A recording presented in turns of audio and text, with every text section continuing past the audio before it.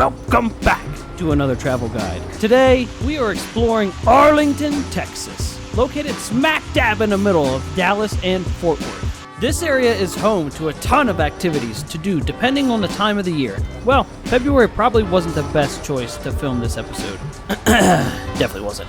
But this is the home of just under 400,000 people, so it is one of the larger population centers I've done for one of these videos. Let's jump on in to today's activities checklist. Today we have quite a few options. Let's start out with some donuts for breakfast, visit AT&T Stadium and the Riverwalk next to it, grab lunch at Hurtado's Barbecue, explore downtown Arlington, visit the Cidercade, check out the historic Knapp Heritage Park, hike in Crystal Canyon, visit the International Bowling Museum, grab dinner at Tipsy Oak, and check out Six Flags Over Texas.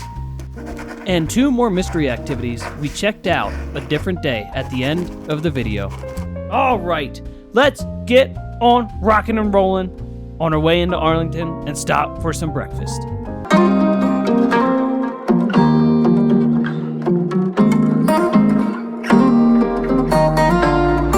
On our way into Arlington, the bellies were yearning for some grub before we set our legs forward to exploring the stadium area and Riverwalk.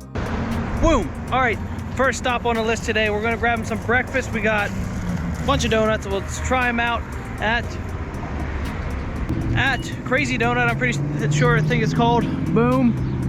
Alright, let's jump into it. We got a lot of little samples here. Starting off with this croissant thing, hot dog croissant. I got some green tea. I didn't get boba in it because I didn't feel like dealing with boba today. And yeah, let's I'll give you a little rating after we're done here.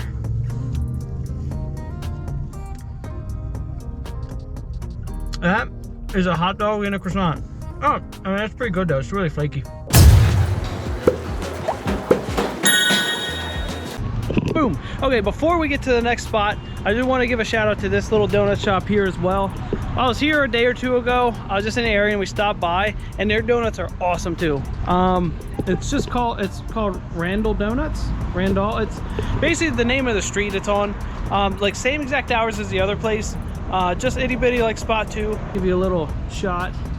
But yeah, I just want to give a quick shout out to this one. Their donuts are like a 8-1. Their blueberry cake donut was just like perfect.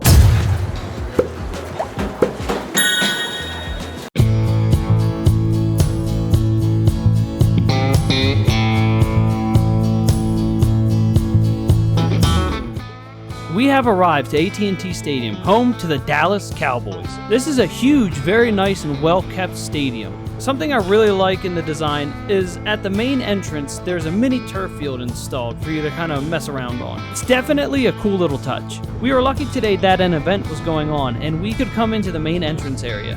Too bad it wasn't the nicest day, but the size of the stadium is just huge. Walking around the whole thing definitely takes a little bit of time, but is worth it, and it's just cool to explore this area. This part of town doesn't just include this massive stadium, but it is also home to the Texas Rangers on the other side of Johnson Creek. Both this team's old and new stadiums are located here. As we waltz over, let's check out the little Riverwalk and restaurant area between.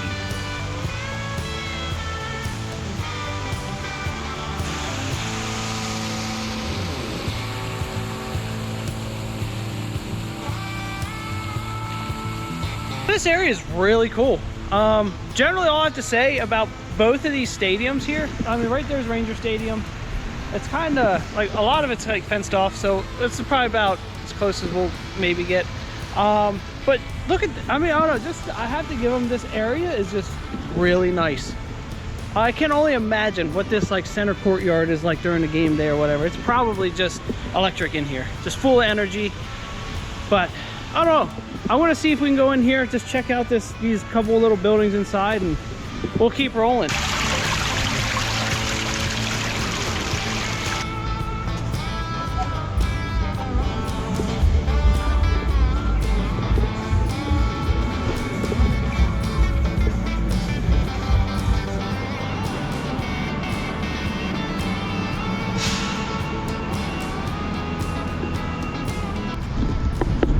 Alrighty, so the old stadium is a lot closer than I originally expected.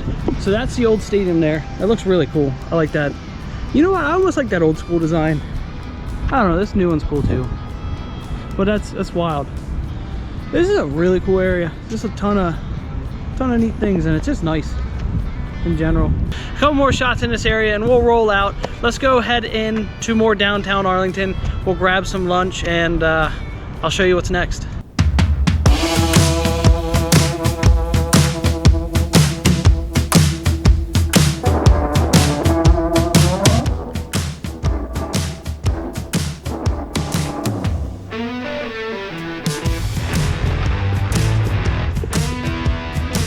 As you can see, we have finished up our little stadium tour. Time to get some lunch, and why not anywhere else than the famous Hurtado's barbecue.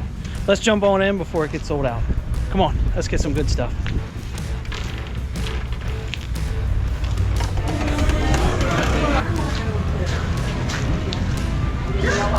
As we find our seats, let's go over the grub.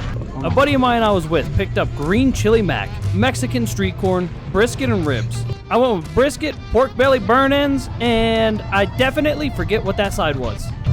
All right, well, let's get the brisket going.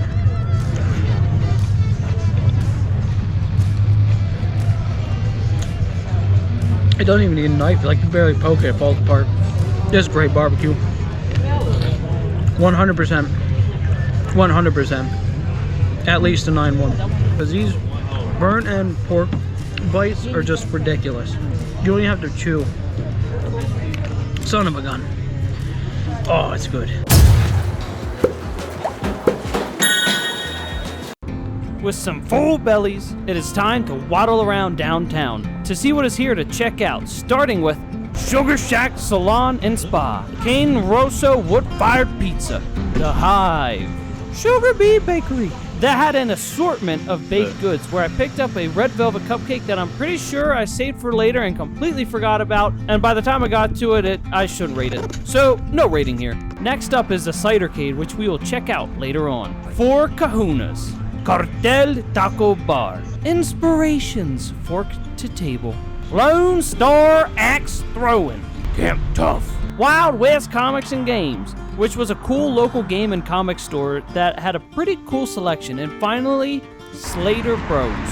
Before we completely leave downtown Arlington, just a couple blocks away is the Knapp Historical Site. Let's check on in on the ground for this little local museum.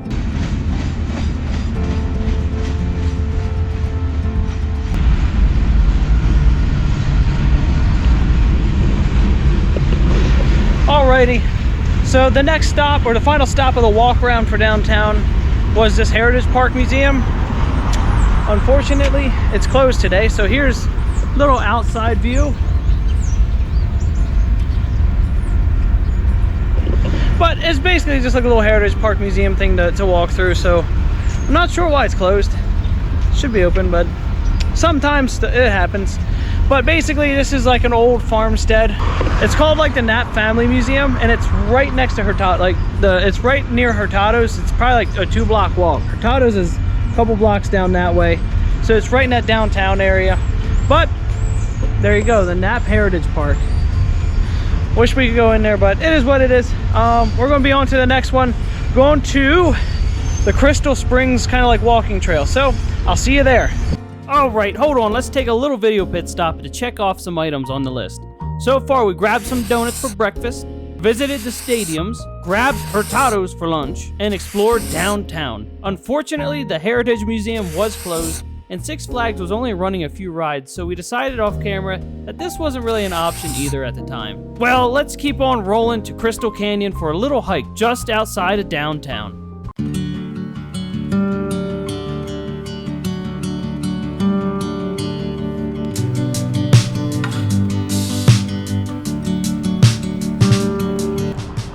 Boom, next stop.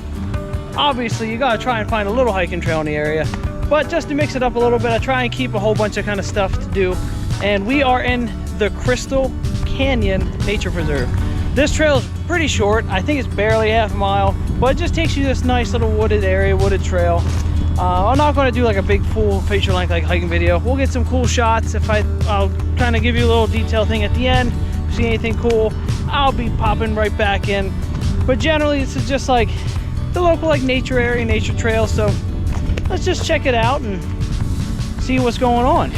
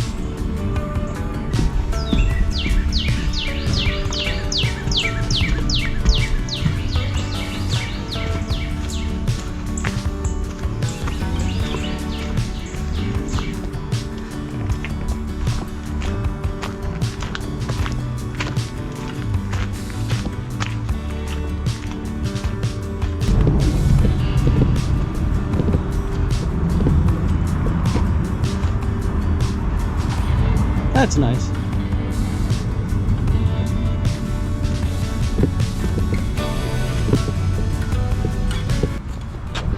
Alrighty, so that was a quick little snippet into this little nature preserve. It's really cool. I would say it'd be like a great little walking trail or like jogging trail if you're in the area for something different if you don't want to go on like concrete and that, but overall it's pretty cool.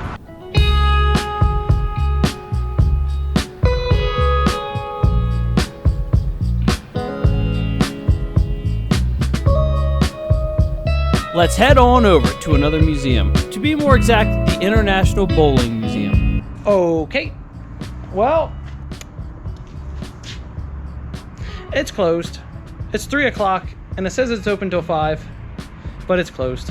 Unfortunately, this is another museum that was supposed to be open but was closed. This was an odd trip overall with how many places were unexpectedly closed, because one of the backups on my list just in case was the art museum, which was also closed today. So this is why earlier I said maybe a Saturday in February is not a great time to check this area out. But luckily, we wandered to the building next to the museum and stumbled on a little jewel to try out. Some bowling. But not just any bowling, it's bowling at the USA's national bowling team's kind of training center. So this was really cool. So let's just jump on it. A ton of people from around the world come here to practice or have tournaments here. As you can see. Now, I'll have some narration take over. The person up front here is super knowledgeable. It was very interesting. I learned a ton about bowling in like 5-10 minutes. That is so cool. So back here, I just want to show you something. There is a replay screen. It's about like a minute lag behind us, or maybe 2-minute lag behind us, so you can see your shot after you send it. And then there's all kinds of, you can see all kinds of different cameras that show different perspectives in that, which, this is cool. And then there's also different lane patterns and everything, which I'll let narration take over. But first, let's do a little bit of bowling.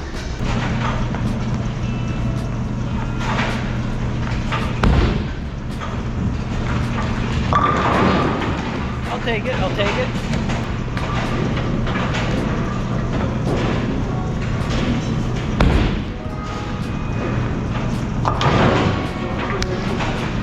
If I have some spare time again here, I would like to come back to visit the museum and play a few more rounds.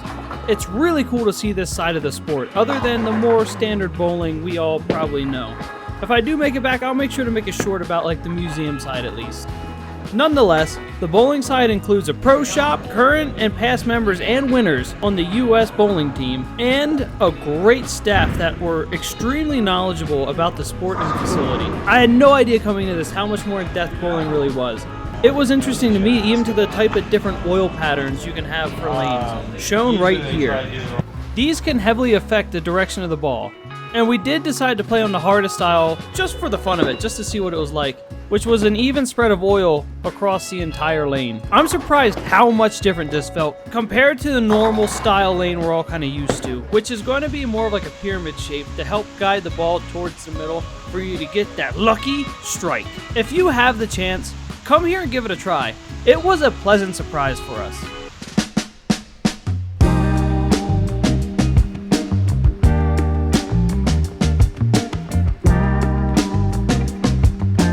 At this point, it is time to venture back into downtown Arlington to finish off this day's activities, while we wait for Cidercade's adult time to kick in. Dinner is at the Tipsy Oak, right across the street from Hurtado's earlier today. The outside area was a nice place to hang out. We picked up a couple munchie kind of style foods and a quesadilla. That was, it was food.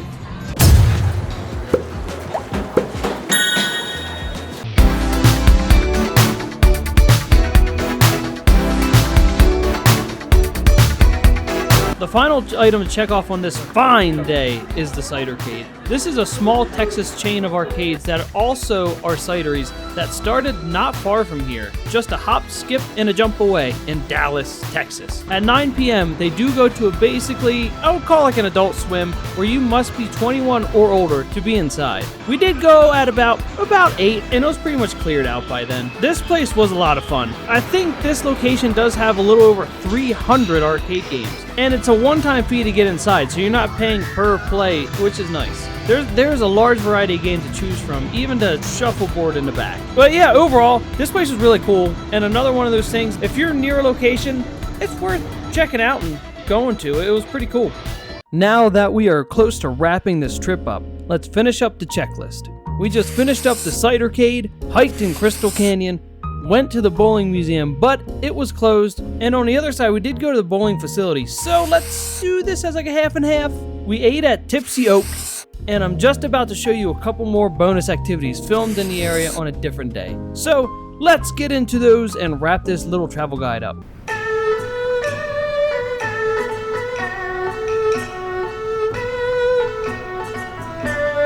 First up on today's travel guide, kind of side quests, is a cool little mall south of downtown Arlington. It is called the Asian Times Square and was really cool. I really wish I had something like this close to where I currently live. I would spend way too much time here. It is full of different kinds of cuisines, markets, and other stalls. We were here pretty early and kind of like on a weird day, so many of the shops were just starting to open up or not really even open yet. So unfortunately, I wasn't able to film too much or explore a whole lot here. Luckily, one of the main food markets was open and a food court with a little cool claw machine on the area up top. I really liked exploring the grocery store. It had a boatload of things you don't find in your everyday grocery store, so it was cool to see all the different kinds of ingredients and snacks laid out and about. So let's just check on in the grocery store and get on the ground level. Alrighty, this place is way bigger than I thought. There's a full-blown grocery store in this thing, and right now I'm just taking a look at all the teas. This is cool. Just want to check in, and we'll try these suckers at the end. So I'll see you outside. Okay, just FYI, right before we get into this little drink thing, you pronounce it likey, not leche. I don't know what I was thinking there. Okay, back to it. Alrighty, we're here at this mall, leaving it. Let's try this drink out. It is a leche drink with aloe vera pulp. Bada bing, bada boom. I got another one too, but it's more, it was great, so I thought it'd do like a weird flavor. And hold on, let's open this up. One-handed, and give her a swirl. Dink it to nobody and sink it. Ooh.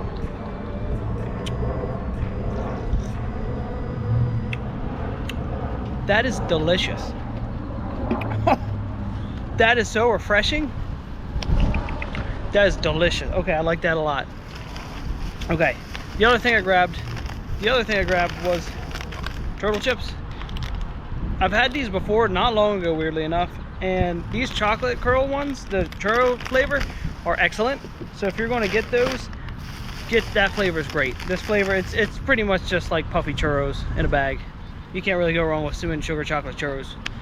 Alrighty, let's move on to the next place. We're going to head off to disc golf here.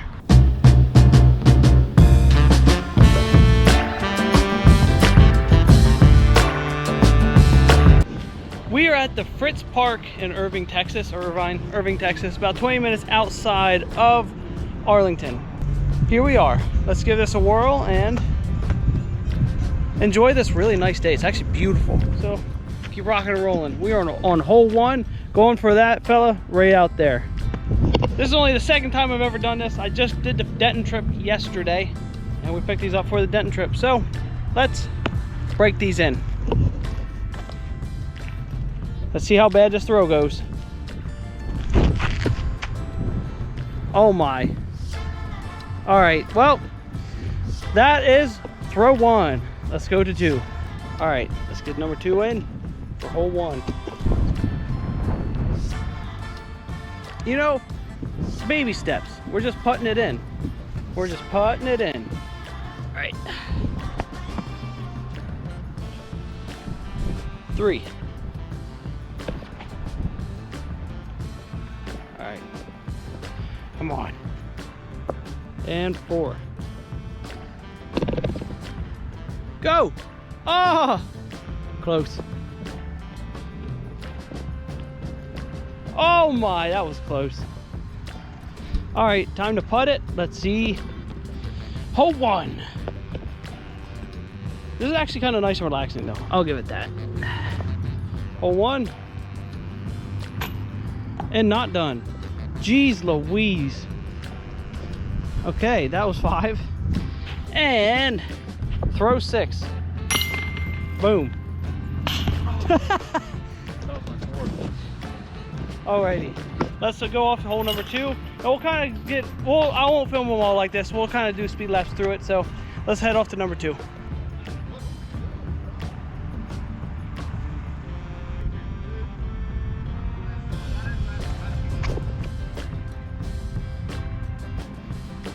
Number 7, unfortunately.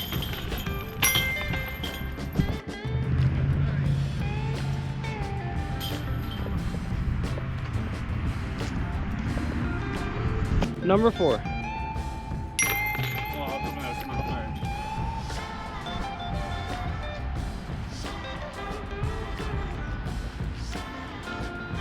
Six. Oh no. All right, well, 7. Dang, I'm down by 2.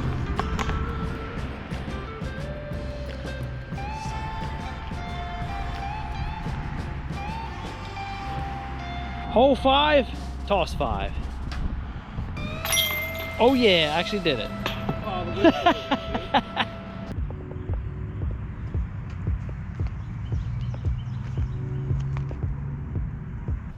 Five on hole 6. Oh, that was that. See, when I have the camera out, that's yep. It's all the camera. So 6.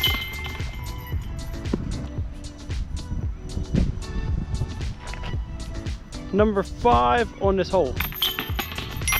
Oh yeah. That's the last one.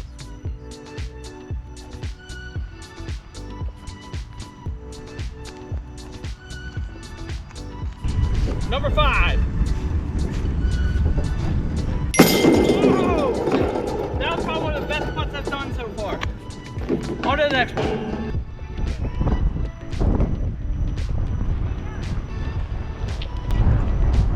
Shot 3.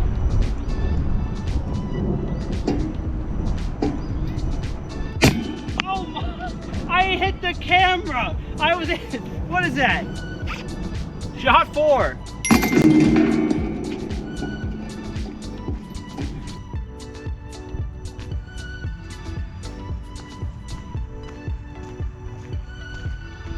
Seven. Dang it.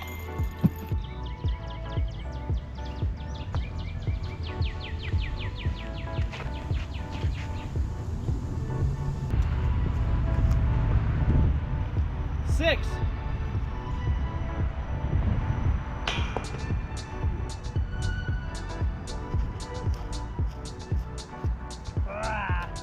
Seven.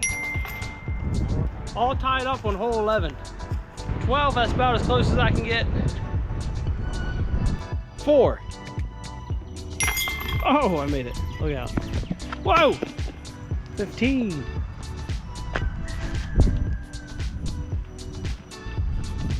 5.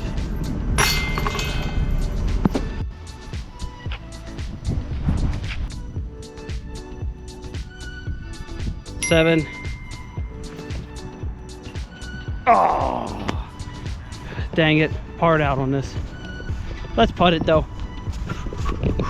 Let's see if I can putt it. Get to practice. 7 again. Oh, okay, I give up. I give up. Okay, on to the next one.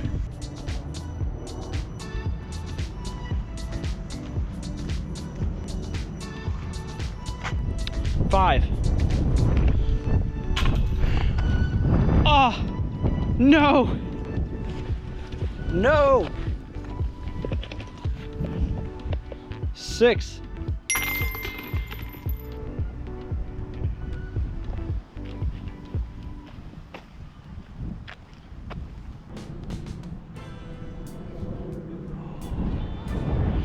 That's not good. That's not good. All right, number 6.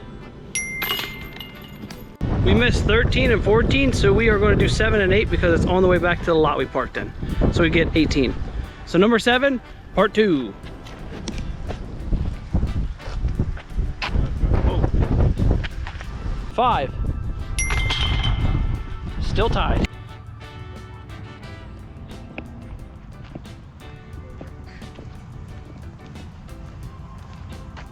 All right, I officially lost by 1. This is throw number 5 on the final hole. Well, I lost by 2. All right, wraps up the game. All righty, we're leaving this park here. I will give it that this park is beautiful. It's a beautiful day. It's like a nice little breeze. It's what's probably getting close to like 65, 66. So just enjoying it. And for the second time ever doing disc golf, you know, it's kind of fun. It's like relaxing. It's kind of like a fun challenge if you got a couple people you're doing it with, just to combat. And if you're all equally as bad as well, so that's fun. It's a good time. It's like a bunch of people getting together playing pool and none of you are really good at it, and I don't know. But in general, this was fun. I might add this into more trips if and when I can, so maybe you'll see more of it. If you want to see more of these and featuring more courses as well, let me know down below. If you have made it to the end, thank you very much for watching. Sorry this one was a little messy. Some trips just go much smoother than others. Hopefully I'll see you on the next one or out on my next trip. You never know. Also, speaking of trips, just let me know down below of any like towns or areas I should go visit for a day trip. I'd like to keep on branching out just outside of Colorado. It's a lot of fun just exploring the areas, meeting people, trying to food out, doing activities. It's all a lot of fun for me. So I'll see you on the next one. Welcome back to another day trip travel guide. Today we are exploring the town of Loveland, Colorado, about an hour north from Denver, located along the Front Range of the Rockies. This town was established in 1877 and has a population currently of just under 80,000 people. Today we have quite a few things to check out throughout the town, so let's jump on in and check out the list for today. Starting off with breakfast at Dark Heart Coffee Bar, exploring downtown Loveland and finding lunch somewhere around there, hiking the Devil's Backbone Trail, visit the Sculpture Garden Park, ride at the Loveland Sports Park skate park, also ride at the Mahaffey Skate Park, visit the Loveland Museum, and finally eat dinner at Nordy's Barbecue. Okay, let's get rolling on in today's travel guide and grab some breakfast. Not far from downtown Loveland is the Dark Heart Coffee Bar. It's a nice little local coffee shop that offers you the normal odds and ends you would want to have with a coffee. There is a good amount of seating and a nice little patio attached to the coffee shop for nicer days. I picked up some hot tea, a macaroon, and a ham and cheese croissant. Overall, everything was good. With some food in the belly, it is time to wander to the other side of town and explore some of the outdoors it offers at the Devil's Backbone Trail and try and find what is known as the Keyhole. Let's jump in on the ground to find out.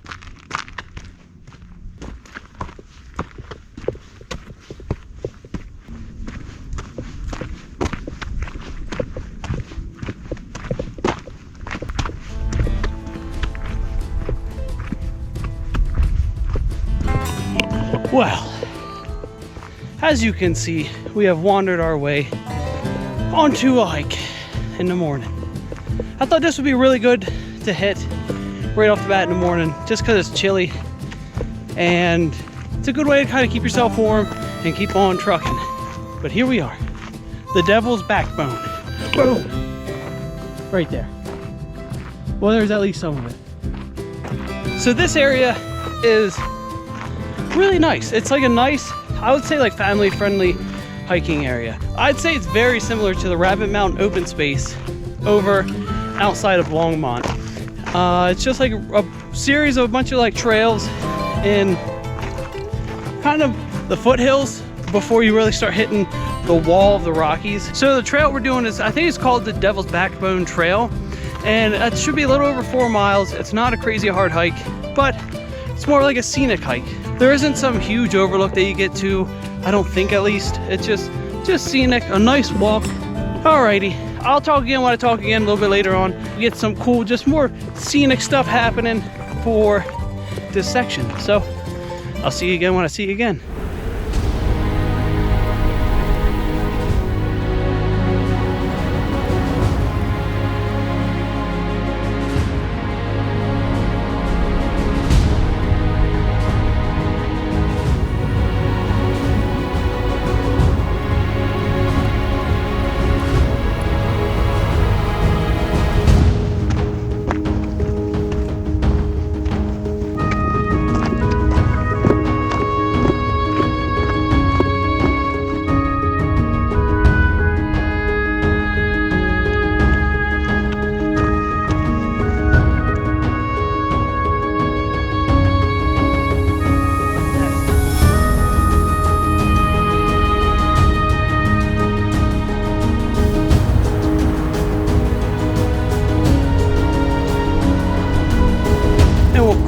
The music down, and we got to another feature way faster for me to talk than I thought.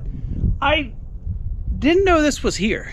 I just thought this was going to be just like a scenic trail, and that's mainly what you saw, was kind of like this. Now this is cool, and I know I say this a lot, but this probably does not do justice with the size and how tall this is, because this rock formation is pretty big. Because you almost might be able to fit like a semi truck through this hole. Hello. Oh, look at that. What's going on? Cool. All right, let's leave it alone. I bet you it's got a nest in there. But cool stuff. I didn't expect this at all. Yeah, wow. It's just neat because you're like on this side and you're just looking at this, and all you see is this wall, and you walk right up and boom, it's like, it's just this hole into another world. That is so cool. I don't know, that's really neat. For how easy it is to get here, how easy the hike is, well worth it already just to go to this spot. So let's keep on trucking.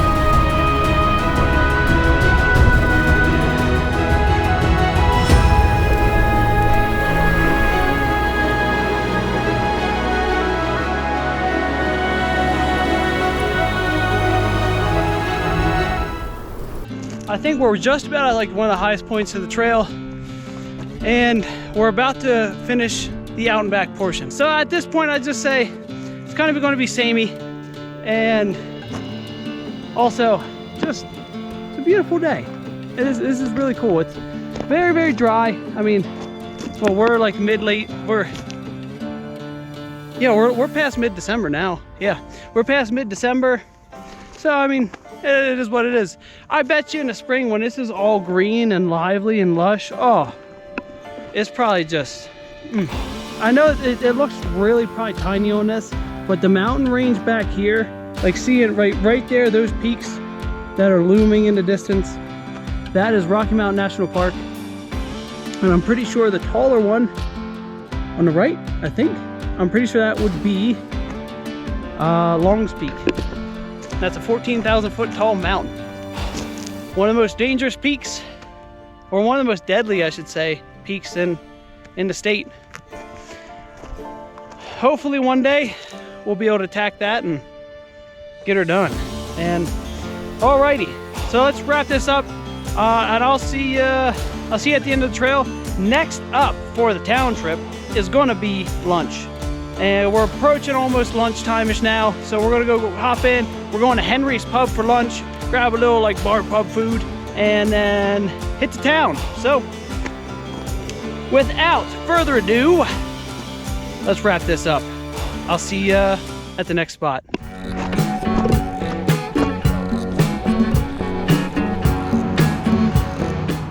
We have ridden into downtown Loveland to explore the shops, grab lunch, and take a look at the Loveland Museum. Let's start out with lunch at Henry's Pub, right in the middle of town, where I picked up some shepherd's pie.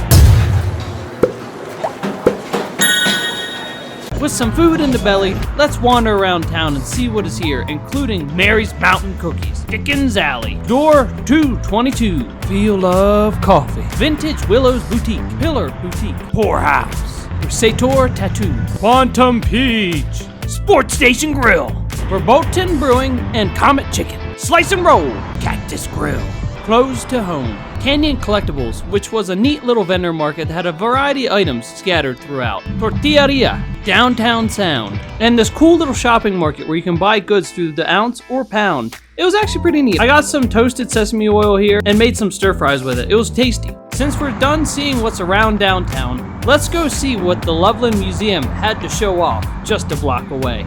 This local museum is nice and well put together, starting off with some of the early major industries that moved into the area, like the Great Western Sugar Company in 1901, and earlier on some mills dotted the land.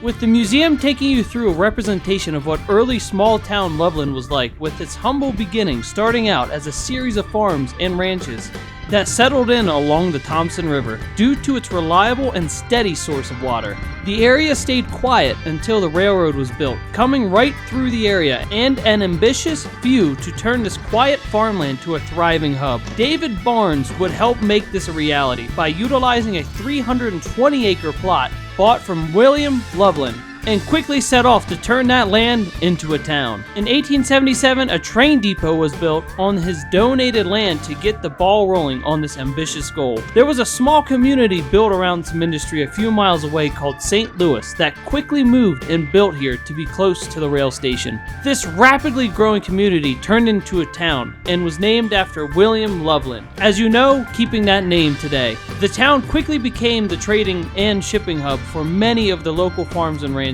becoming the city of over 70,000 today. Once you make your way upstairs, you will be met with a good-sized room dedicated to a 3D map of the area, and a good amount of space dedicated to a catastrophic flood that hit the area in September of 2013. A large rain event caused widespread damage across the Front Range, with Loveland taking a significant hit since the Thompson River flows right through the town. Flash flooding was rampant throughout the area since many places received a yearly amount of rainfall in just a few days. But fortunately, most of the communities have recovered from this frightful event. Alrighty, let's keep rolling and see what else this town has to offer. But first, let's see how we're doing on the checklist. So far, we have gone to Darkheart, explored downtown, found some lunch at Henry's, took a hike within the Devil's Backbone open space, and visited the Loveland Museum. Okay, let's head on over to the Mahaffey Skate Park, located on the western side of town.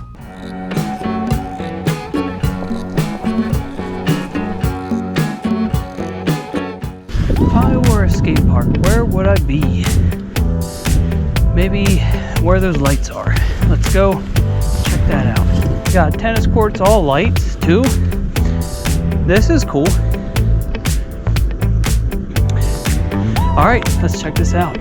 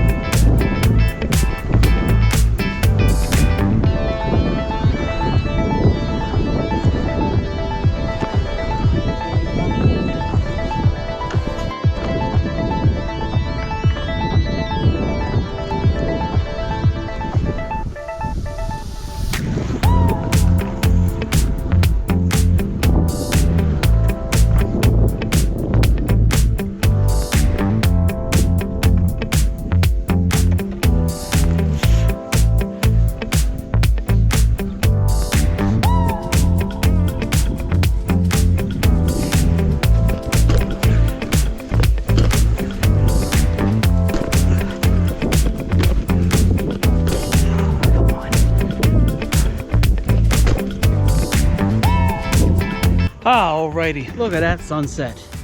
Beautiful. We're wrapping it up at the skate park. Sorry the footage was, it was just a little tough. A lot of the features, and even like the main bowl you can ride, are facing towards the sunset. So it was just absolute blinding whenever you face that way. So, which was a bummer, because like even the taller quarter of the park where you can session, which would have been nice because I'm just trying to get better at airing out and all that, was facing that direction. And grinding areas, they're just a little too tall for me. My bunny hops aren't that great yet, or I just can't bunny hop that high yet. So it's just, I was very, very limited there. But overall, it seems like a cool park with a lot of potential. I'd like to come here again when the sun isn't in your eyes, so I can kind of really get a good feel for it. We are going to head off to one more place before we wrap it up and hit dinner. Yeah, I'll see you there.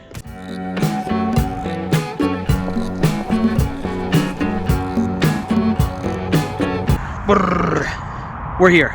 That was supposed to be a drum roll. That was kind of sad.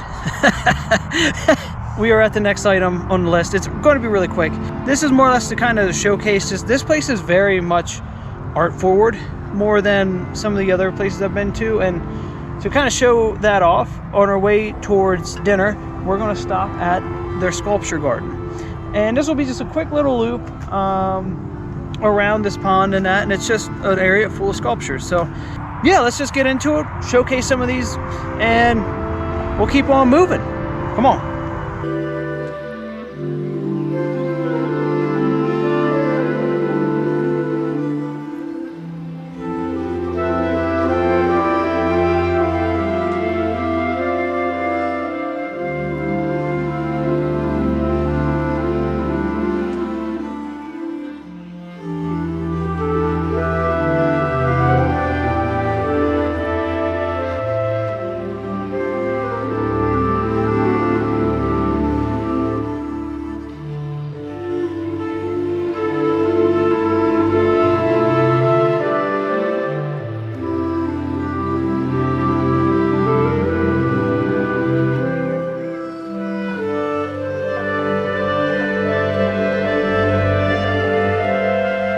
So as we mosey through this sculpture park, a couple other items in this town that you should definitely check out, maybe not during the season or just in general check out that I just couldn't, is there is a second skate park. It's more of like a prefab skate park. I think it's called the Bond, or so look out. Oh, I gotcha, huh? Probably not. Another significant activity you can do here in Loveland is fishing. And I'm just not here at the right time of the year. It's just too cold. But there are tons of lakes here. Like there's a few reservoirs. There's a bunch of ponds like this just scattered all over the place. But holy, look up here real quick. It is just straight cotton candy. All right, that's cool. Let's jump into our to-do list one more time and to see how we did on what was covered. We just wrapped up the sculpture garden. Unfortunately, didn't make it to the second skate park due to time, visited the Loveland Museum and went over some of the town's history, and finally we're heading over to finish up the trip at Nordy's Barbecue for dinner. One of the more popular spots to eat in the Loveland area is Nordy's Barbecue, just off the main north to south artery in Colorado, Highway 25, where I picked up a smoked pork cubano sandwich with some mac and cheese. Overall, it was pretty good. This brings us to the end of the day trip travel guide through Loveland, Colorado. Leave a like and comment below on any other places I should visit. And if you like this video, go check out the others in this series. Thank you for watching, and I'll see you on the next one.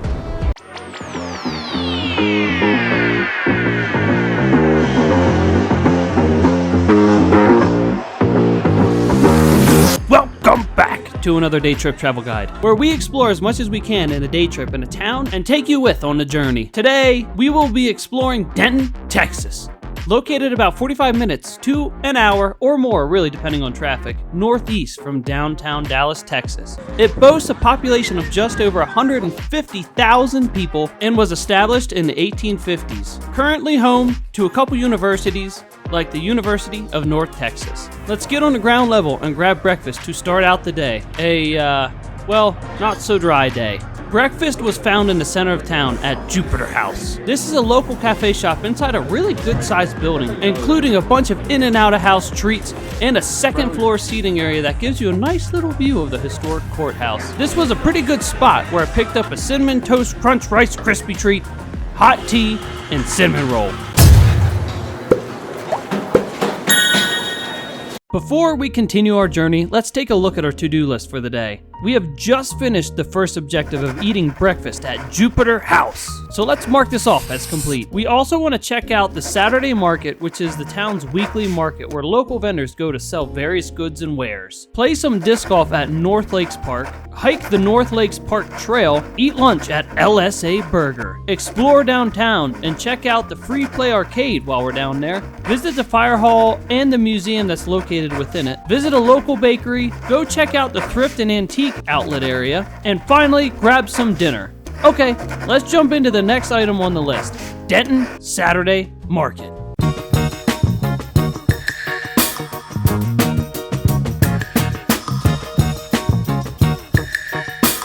With some caffeine and sugar in our bellies, it was time to go mosey around the Denton Community Market, housing a variety of small stands to check out. With the looming cloud cover slowly growing darker as we explored, we didn't have a ton of time to hang around to try and fit in at least one other outdoorsy activity in the day. So our visit was brisk, but nice. Even though it wasn't a great day, this did seem to bring out a good amount of people from the local area, and generally we had a good experience interacting with the stand owners we spoke with. It's nice going to small local town markets to see some more homegrown products.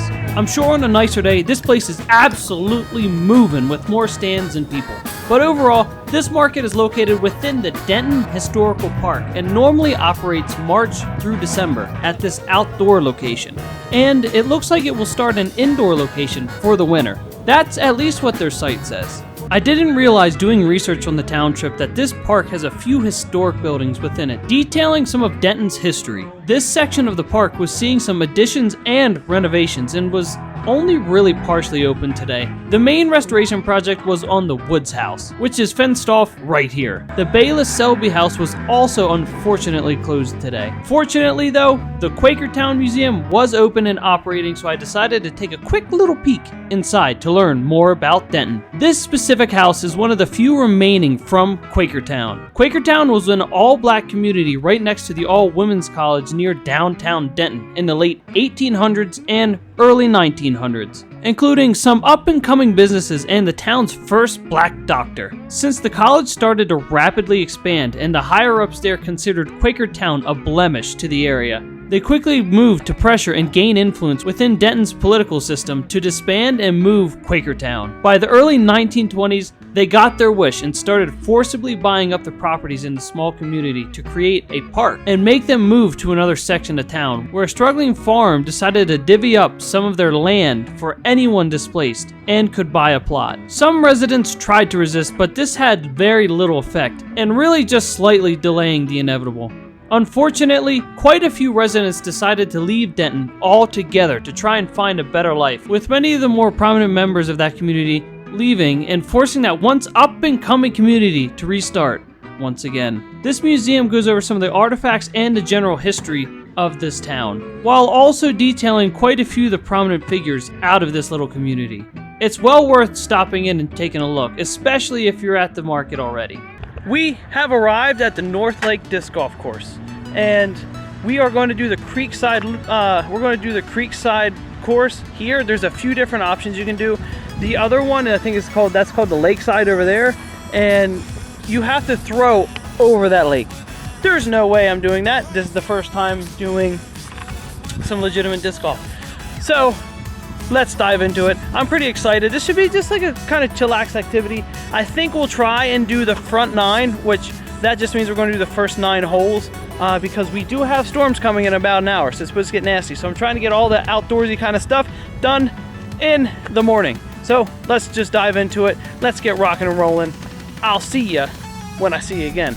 Let's start out with hole number 1. It looks like I'm pretty sure we are doing B, which is 423 feet. There's no way I'm going to hit par on this, so let's get her done.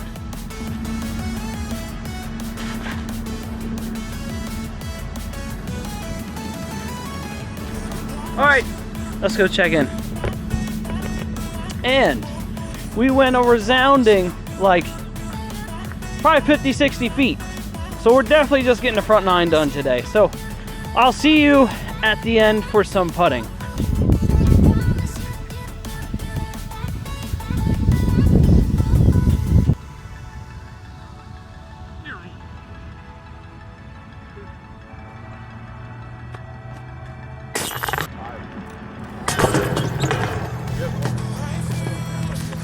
Was that 5 or 6 throws for 400 feet? I don't know if that's good or not. Let's move to hole 2.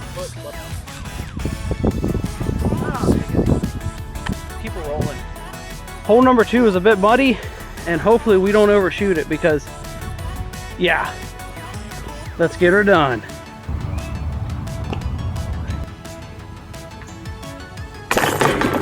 Alrighty, so we might not be able to do all 9.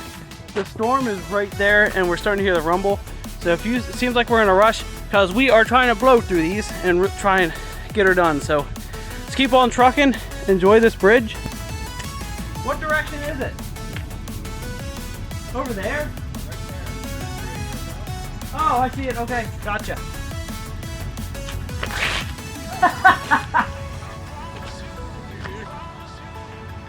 It's really hard to throw with this camera in the other hand. All right. 4.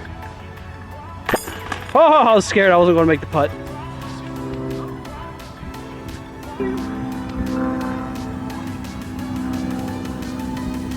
What a putt. I should not be looking at the camera for my putts.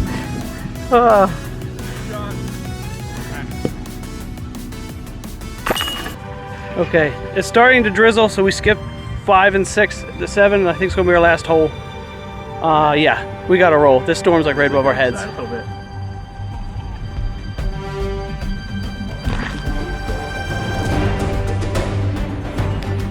Okay, now it's a scramble. It's starting to come down. We're just getting this hole done, and we'll just tally at the end. Just keep going. Run. Uh-oh. Oh, good. That's good. That's good. 3. Nice. Okay. Run.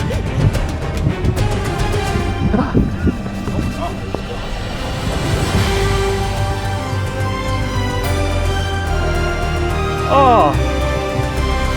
4.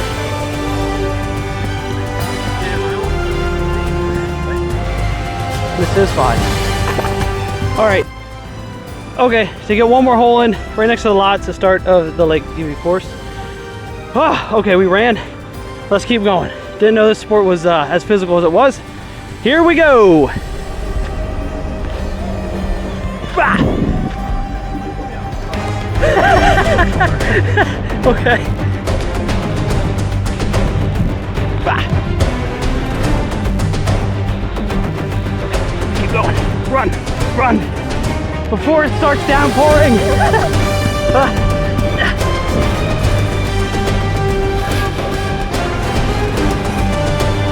Not bad. Shoot. Where's the nice? Okay, up here. Up here. Oh.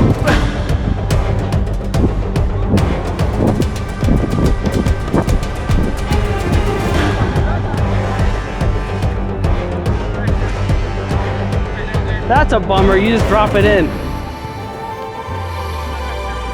No!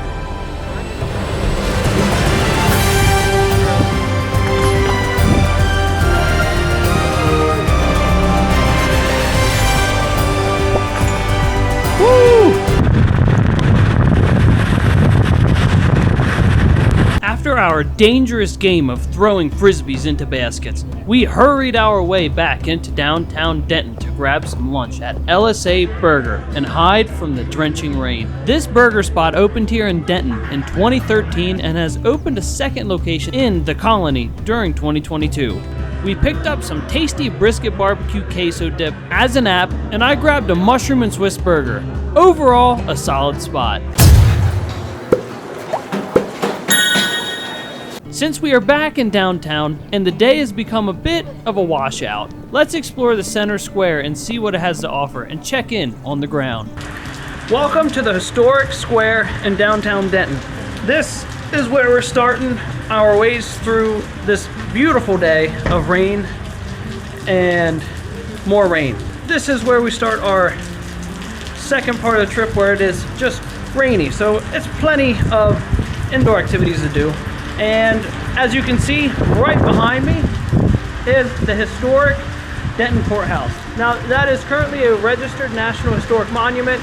They're currently doing some restorative work to it right now. I don't think there's a museum in there, and I don't think it's open. Weirdly enough, Denton is known for a pretty decent music scene and has a huge jazz fest that brings well over 100,000 people each year. And another big festival to check out in Denton is the North Texas Rodeo. So let's jump into what this town has to offer. Some of the places to check out downtown include Norman Roscoe, the Chestnut Tree, Atomic Candy, which is a cool candy shop full of different sweets and sodas to try out, with a couple other odd items.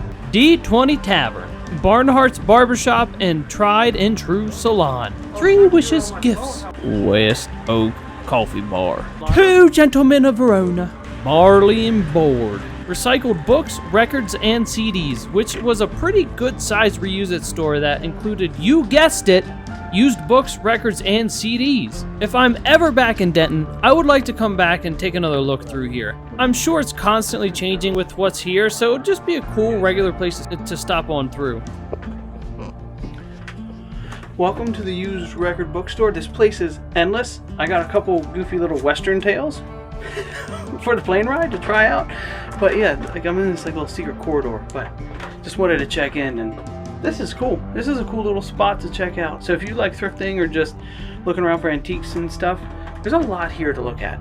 So let's keep on trucking. Continuing to more fun comics and games, discover Denton, which is a shop with Denton merch and tells you things to do around the town. Beth Mary's, Cartwright's Ranch House, The Palm Tree, and finally Free Play Arcade. This was a fun bar and arcade where you pay $12 and play anything you want, which is actually pretty cool. In my area, $12 might get you like 3 games. I wish there was more places like this around here. It had a good variety of games between the main floor and the basement. It was the perfect mess around spot on a rainy day like this. As we make our way over to the Fireman's Museum, let's check back in on today's to-do list. We checked out the Saturday market and completed a little side quest there by looking at the available museum. We completed as much as we could at the disc golf course. Unfortunately, couldn't do the hike due to weather. Ate lunch at LSA Burger and just finished up exploring downtown and trying out the arcade. Let's jump back in the video and see if we can finish out the rest of our list for Denton. Well, the rain picked back up again, and let's see what happened. Alrighty, so it is downpouring. We're at the Firefighting Museum and it is closed. So we're going to keep on trucking to another place. And at least to show you this huge memorial here as it downpours on us. That beam is from 9/11. All right, we got to roll. This is bad. We got to go. Something I haven't tried out yet in one of these Texas trips is going to a local bakery. So on the way to our next big to-do list item of the thrift store mall, we decided to take a pit stop at Loveland Bakery. This sweet spot had a lot more than I thought available in the front case. Unfortunately, I lost some of the footage for this section and do not have my overall review of trying out some of the goodies we had gotten. I'm pretty sure I picked up a couple goodies for the flight the next morning and tried out a goat cheese croissant. I remember that being pretty good. After the little bakery side quest, we found ourselves in the northern outreach of Denton within a good-sized strip mall full of antique and secondhand stores. This worked out pretty well with how messy the weather turned out on today's trip. The first store we ventured into was the Antique Gallery. This had a large variety of assorted items in like a stall, I guess, kind of manner, or whatever you want to really call this kind of style store, which I think each one of these like little sections is a different person running out a spot to sell some items, including some more random items, man cave items, old furniture, assorted sport memorabilia, antique toys, and old currency. That's just some of what's here. This store was much larger than I expected, and we could have spent quite a bit more time in here. But there is more to see than just this one store in this whole strip mall. So we went into another market called the Antique Experience. This was another large store full of different items to pick through. A highlight here was the back room that had a lot of old movie posters and comics to peruse through. Let's check in on the ground for some final thoughts of this spot. This town is kind of cool if you were really into antiquing or like thrifting in that. There's this whole mall with all of these antique stores, and there's also down there a big costume store as well. But downtown is full of thrift stores. So if you just want to kind of mosey around and you're kind of more into just like looking into antiques and thrifting, this is actually a surprisingly decent place to do it. But this is going to be kind of the main two stores we're going to feature in the video. Okay, before we go to our final stop and grab some dinner, let's do one final check on the to-do list and see how we did. The Fireman's Museum was closed, unfortunately, leaving us stranded out in the downpour. We found a good local bakery, explored the antique outlet, and we will be heading to a sub shop for dinner. Overall, I'd say we did pretty good with the bad weather and still enjoyed the trip. It definitely kept us on our toes at some points and created some fun ventures along the way. Okay, let's go grab some food and wrap this puppy up. We decided to hit New York Sub Hub for dinner to have something quick and easy for the evening. This little sub shop weirdly felt like a local dive inside, which was pretty cool and generally felt like a nice final piece to visit in Denton. I picked up some chips, cookie, and a small sandwich. That was all generally reasonably priced and pretty decent.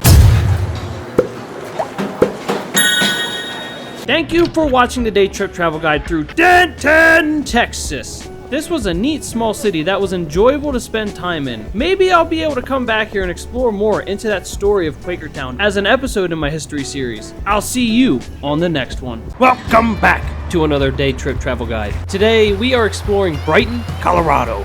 It is about a 30-minute drive northeast from Denver, boasting a population of just over 40,000 people and continuing to grow like most other areas around Denver today. So let's jump on in and see what this place has to offer. First, let's take a look at the to-do list for the day. We will be looking for a local donut shop for breakfast, riding at not just one but both skate parks here in town, including Brian Aragon and the Benedict Skate Park. Hit the 9-hole disc golf course, eat lunch at Lauerkraut's, explore downtown, explore and fish along the South Platte River Trail, find dinner in town, and hopefully visit one of the local farm stores outside. Okay, that's the things we will be exploring today in Brighton. Let's start off with breakfast and head over to the disc golf course. I'm grabbing something quick and sweet for breakfast at the Donut Social, located south of downtown in one of the strip malls in this area. It has a good selection of many different types of specialty donuts, which all looked really good. And generally it took me a little while to decide what I wanted. So I went with the s'mores donut, a couple donut holes, and some hot tea to start off the day. It is time to get some morning sunshine and use some of this sugar and attack 2 of our objectives in one place. Let's attack the 9-hole disc golf course at Benedict Park and hit the small skate park here too. So let's see how I do.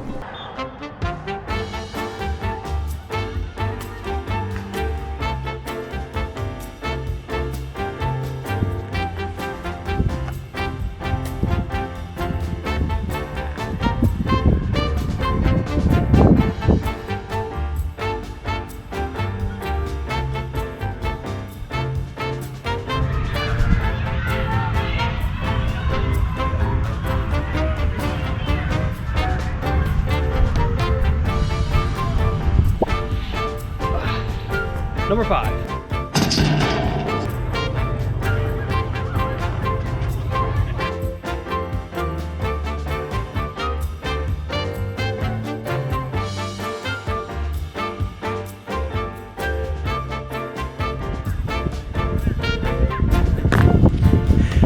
Well, I think I hit the wrong target right at the camera.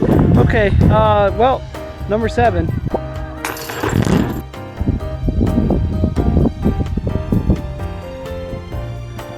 All right, this is gonna be tricky. I just want to show you this because in case it goes in the water, boom, we have to throw over this little canal. All right, wish me luck.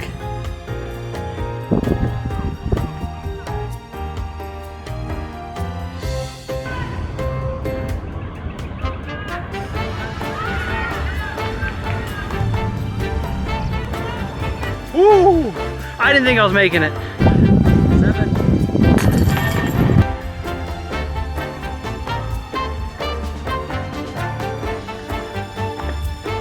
Huh, I'm definitely hitting a tree on this one.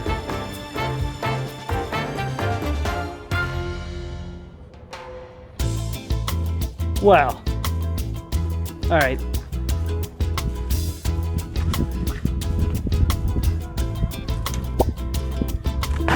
No. 5. So close.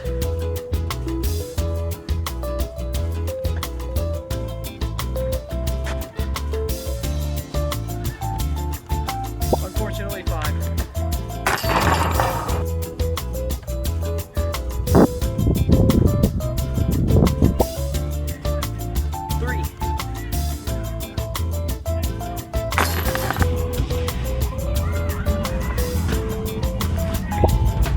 Number 5.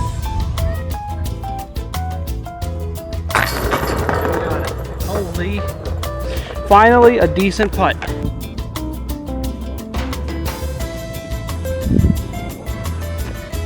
5.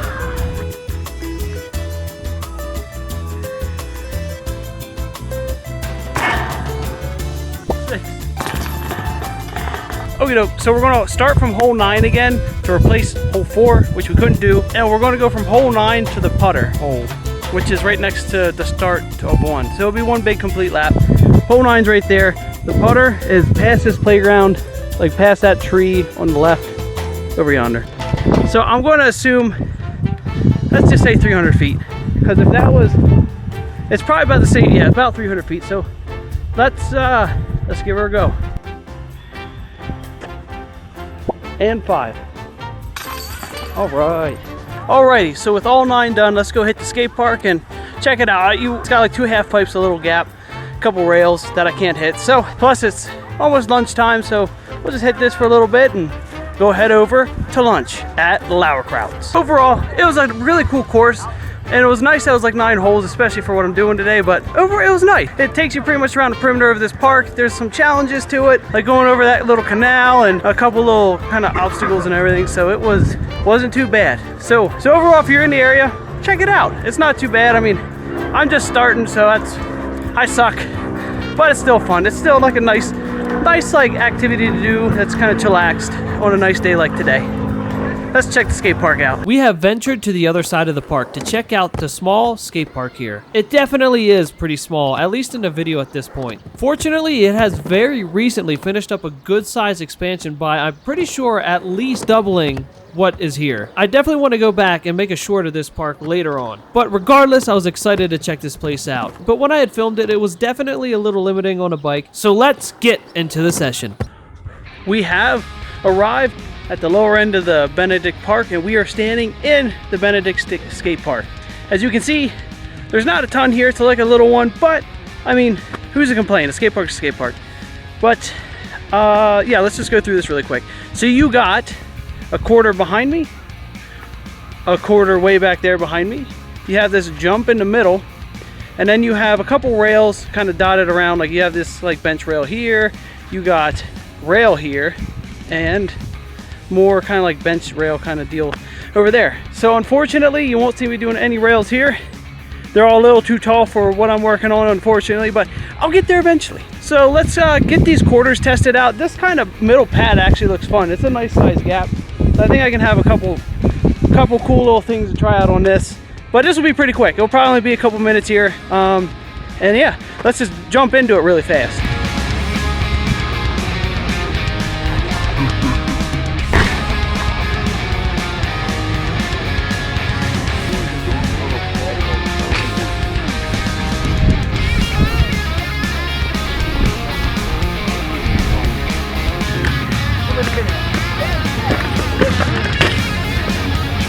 Okay, these quarters are pretty mellow.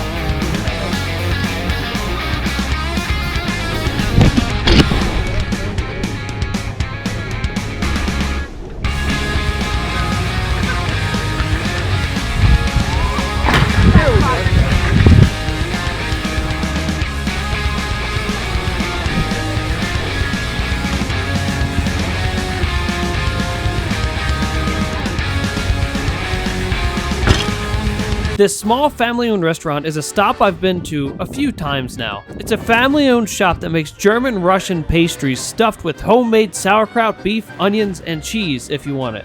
Generally, pricing is very affordable, and I do have some bias here. It does remind me a lot of something I would eat at my grandparents' growing up. So I picked up the classic Kraut burger, German sausage wrap, and some chips. Overall, one of my go-to spots when I'm in Brighton. On our way into town, let's take a quick look into our to-do list today. So we found a local donut shop and enjoyed some tasty donuts, completed the disc golf course, got a quick session in at the Benedict skate park, ate lunch at Lauerkraut's, and we're currently headed downtown. Okay, let's jump back into the video and see how we round out the rest of the day.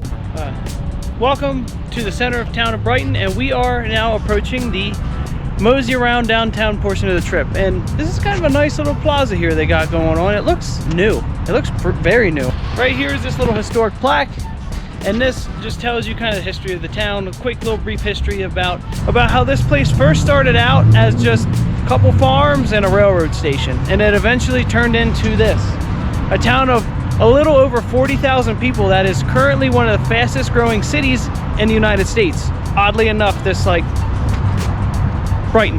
Let's just jump on into a little bit of narration and some stops and stores and whatever to hit down around here in these couple blocks. So I will see you again. The wander through downtown starts with Bee and Thistle, On Pins and Needles, Kismet Stars, Giordano's Sports Bar, Pine Grove Mercantile, My Local Boutique, Game Trader, which was a cool local game shop that had vape products, new and old games, and some board games as well. Picking back up with the Pickled Pepper, Blown Glass Gifts, Buffet City, La Estraita, Tortilleria Chihuahua, El Taco and Madres, with a couple other places throughout town including Wolf and Honey Coffee and Cocktail Bar, Something Brewery, Esmeralda's Market, Anthony's Pizza and Pasta, and quite a bit more restaurants in general. Now that we're done exploring the town of Brighton, let's head back outside to check out the other skate park offered here. So let's jump on in. I've gone to this park quite a few times at this point because it generally stays fairly quiet, has lights, and some great features this session. So let's get rocking and rolling through the street section and show a run or two through. And session the half pipe. then ride one of the bowls here as well.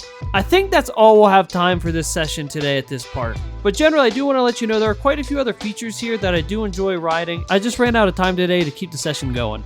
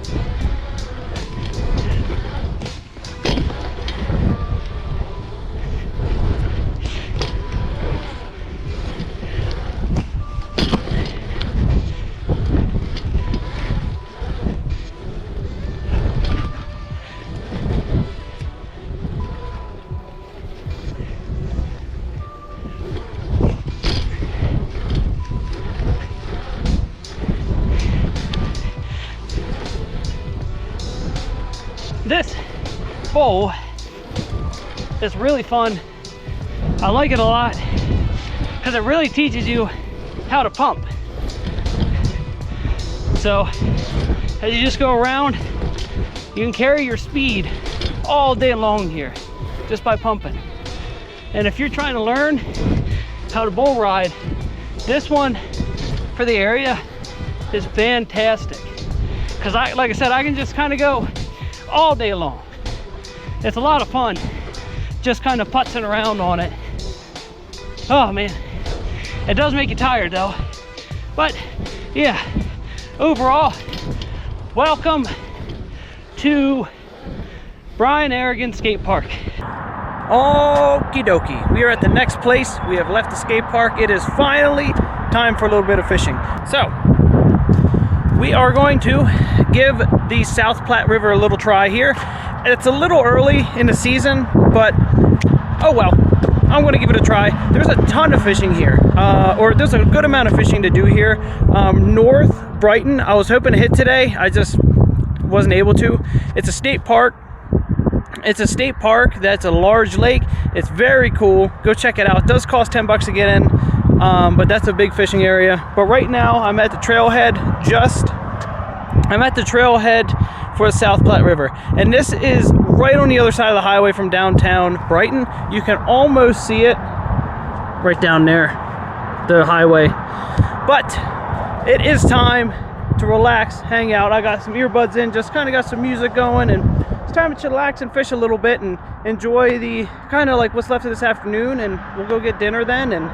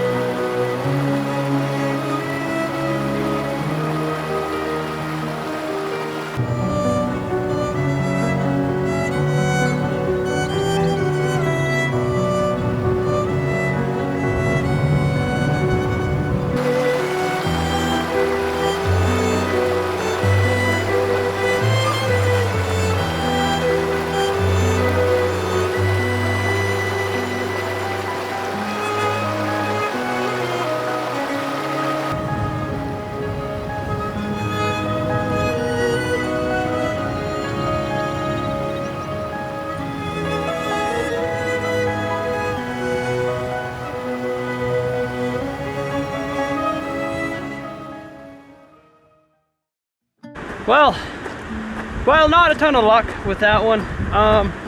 But I don't really think I'm going to get anything in general today. It's more or less kind of show you something to do here, and also it's just something relaxing to do in general. And so this is one end of the trail here. That, I bet you that's got to have some decent fishing in there. Or that, yeah. I'm not doing it right either. Been a long time since I've been doing some fishing. So let's go to the other end of this trail here where there's a lake. Fish a little bit there, and we'll grab some dinner. And overall, this whole trail I'm doing is about 2 miles if you want like a little hiking trail. Like I said, it's more or less just being outside and enjoying the day. And it's just relaxing, you know, just taking a walk down the South Platte River, going up to the lake. I'll see you there.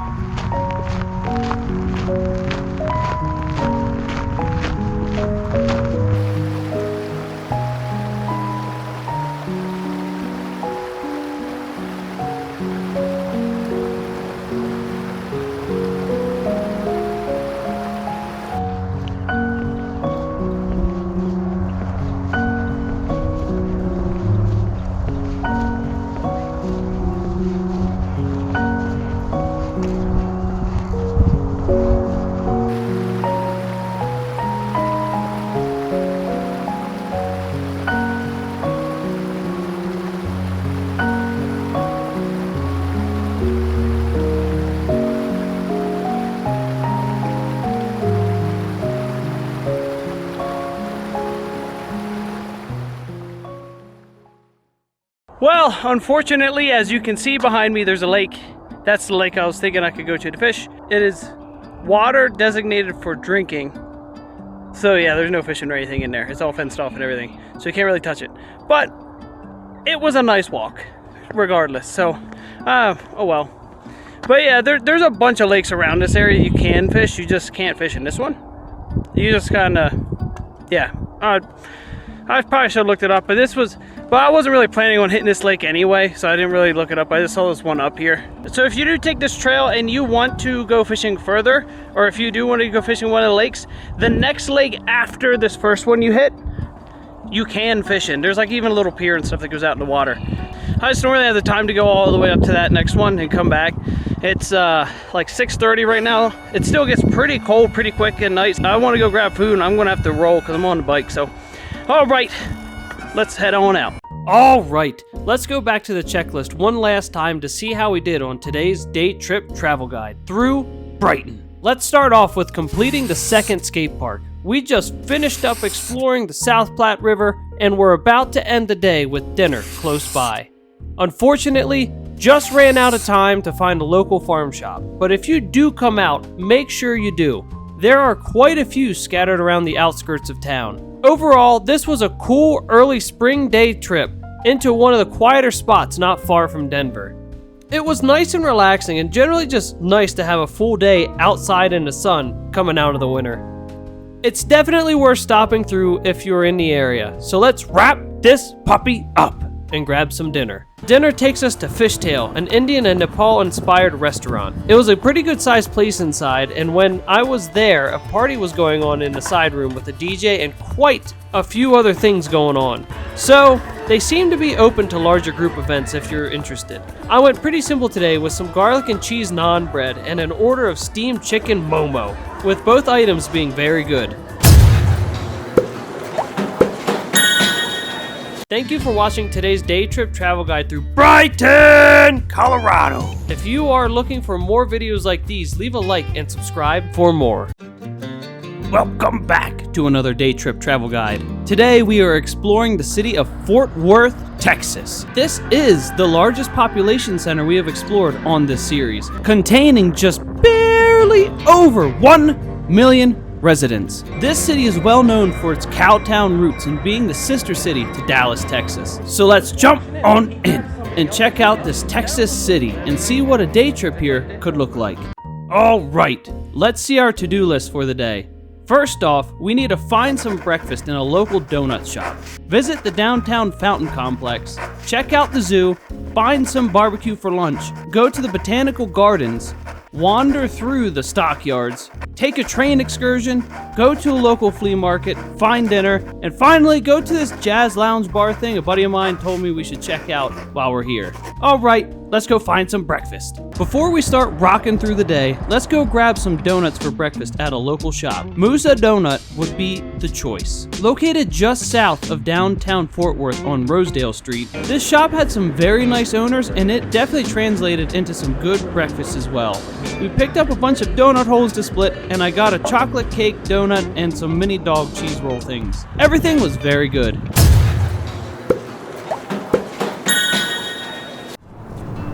With some fresh sugar to digest, we made our way 10 minutes west to the Botanical Gardens of Fort Worth. This area is actually pretty decently sized and has a few themed sections. The largest and most popular are the Japanese gardens, and so we were off to explore and find this peaceful area to stroll through. The Botanical Gardens. I'm hiding in this gazebo because we have like 20 to 30 mile an hour winds today.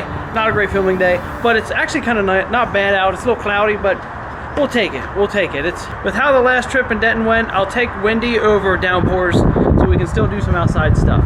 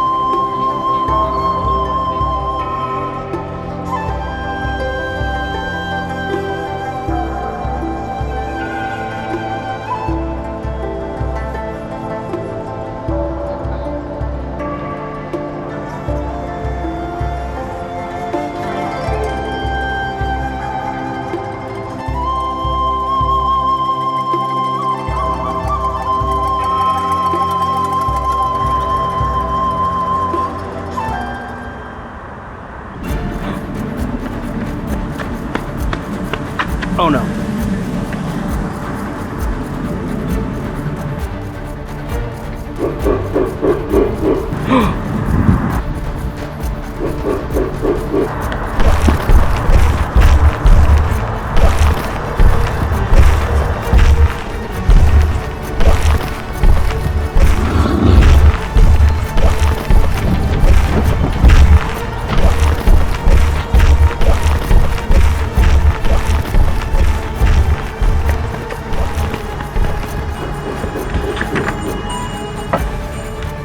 Okay. I can hide out in here.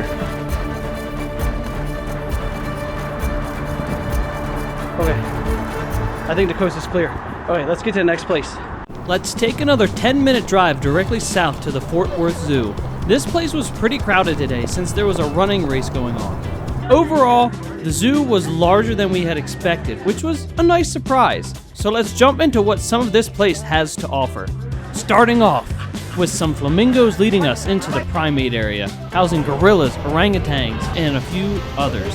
After leaving, we wandered through the one-horned rhino habitat, these cool red-horned cranes, and the Sumatran tiger. I don't want to show you every single thing here, so I'll save the rest of the African animals for you to explore. Once leaving this section, we trailed our way through a lot of different bird enclosures and an Australian aquatic life exhibit representing the Great Barrier Reef. The end of this path brings you into a small recreation of a western town, completely transferring you into the Texas wildlife exhibits as well. This little town consists of extra exhibits, museums, food, and some souvenir shops. The Texas wildlife was a nice final stop for us at the zoo. Some of the animals included here are a black bear, unique species of birds, and a couple types of wild cats that could be found throughout the state. At this point, we were approaching lunchtime and needed to head up to the northern end of Fort Worth.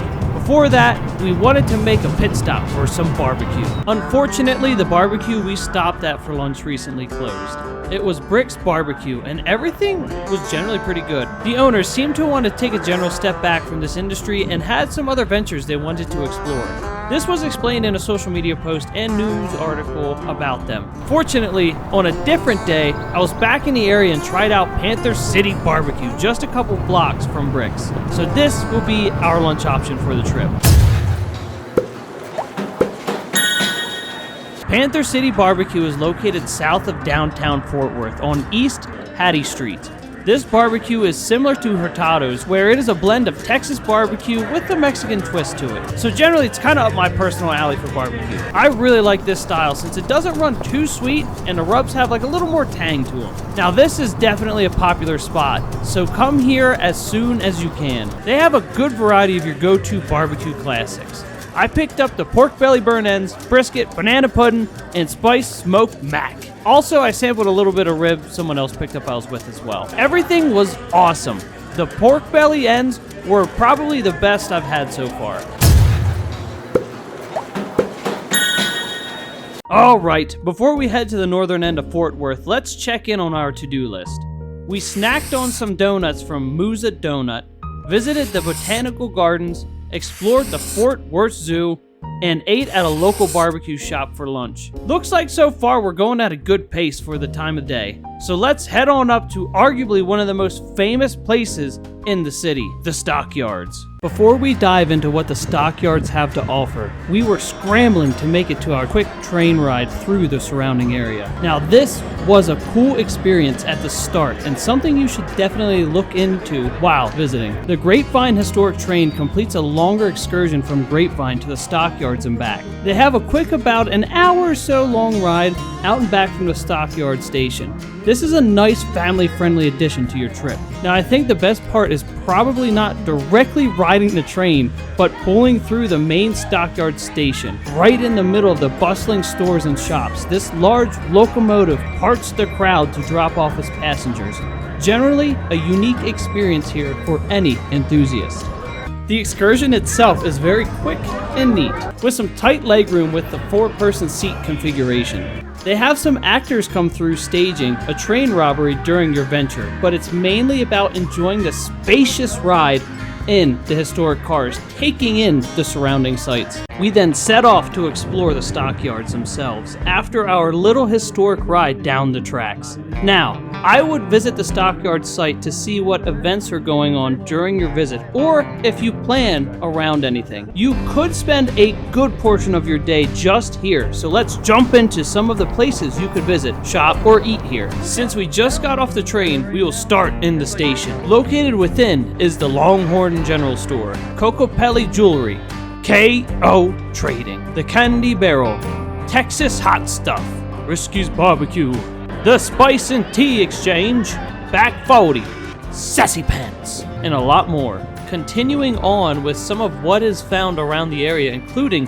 Fincher's White Front, Provender Hall, Risky's Steakhouse, Western Legacy, Cowboy Channel, Love Shack, White Elephant, Letty's Boots and Saddles, Adobe Western, and Ponder Boot Company, with a whole lot more scattered around this historic district. Generally, the Stockyards began in the mid-1800s as a small stockyard like any other. Its location along a significant trail, with Fort Worth being one of the last official outposts going west in this area, so it became a significant livestock trading hub. slowly growing into the center of Texas livestock by the 1880s, earning the nickname Cowtown. It continued to grow and was eventually bought by Greenleaf Simpson, who wanted to make this become not just a cattle hub, but a processing hub as well, just making this an even larger operation. Its peak as a market was during World War II in the 1940s. Afterwards, with the advent of trucking and the railroad's general decline, the stockyards also began its decline. By the 1970s, it was a shell of its former self, and very little was left. Realizing its historic potential, a group was formed to save this area and revitalize it, slowly making it into what it is today, preserving some of the more important buildings like the Market Exchange and the Coliseum, now a bustling National Historic Monument for anyone to go and enjoy the spirit of the Old West. Since dinnerish time has arrived, we set off to find somewhere to eat on our way back towards downtown. We came across Mashed on our way back down to the center of the city, but unfortunately, this and all the other locations of this restaurant have recently closed, and it was overall pretty good. To continue this trend, the next stop was the flea market. Understandably, we knew we were cutting it pretty close because we had spent quite a bit more time exploring the stockyards than expected, and unfortunately just arrived a little too late, with the flea market closing for the day. Welcome to downtown Fort Worth. We are currently in the Water Gardens.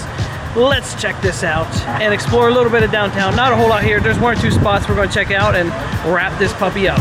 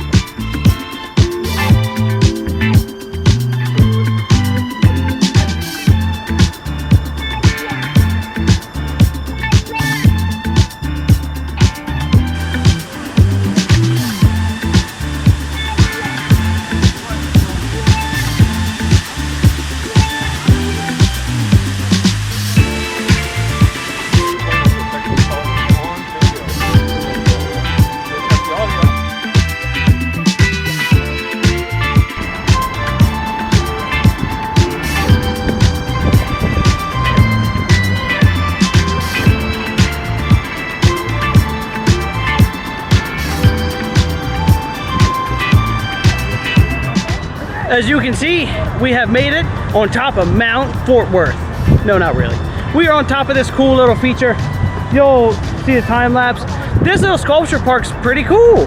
I just want to give a little quick reaction. It's a neat little park. It's that little gully you walk down in was surprisingly a lot bigger than I thought. And now there's Mount Fort Worth. And there's a couple of little ponds in that. But anyway, this was a kind of a cool little park to stop by, and let's keep on doing a quick little roam around downtown here. There's not a whole lot we're going to hit. There's one last little surprise thing I want to hit before we leave here, and we'll check it out. Okay, before we head out to something sweet, let's do our final check for the to-do list for this trip. We just left the Water Gardens, visited the stockyard, rode the stockyards train excursion, unfortunately missed the flea market, found a dinner spot, and we will go over the final item in a second. So, we did pretty decent on today's day trip travel guide. It's unfortunate that a couple of the restaurants we hit are currently closed, but that industry is just tough to survive in. So let's hit the final destination and wrap this puppy up. We have entered the final leg of our journey. It is time for a little sweet treat at the end. So let's jump on in to the good old Morgan's Ice Cream here just south of downtown. You can kind of see the skyline poking out right over yonder. Let's get some ice cream and end this trip. One other thing I want to say, there was one other thing downtown I want to stop at, but there was like an event going on across the street. We could not find parking at all. It was called like the Scat and Jazz Lounge. I was told by a couple people it's like a really cool secret little side spot to go hit. So if you're in town, go hit that and let me know how it was. But that was just kind of like a little thing I was going to hit earlier. I'm going to stop talking. Let's just get some ice cream and finish this out.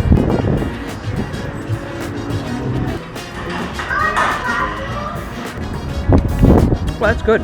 Tastes like, it's like a super sweet cookies and cream. Anyway, that caps off the travel guide kind of township deal. That pretty much taps off Fort Worth. So I'll see you in the next one.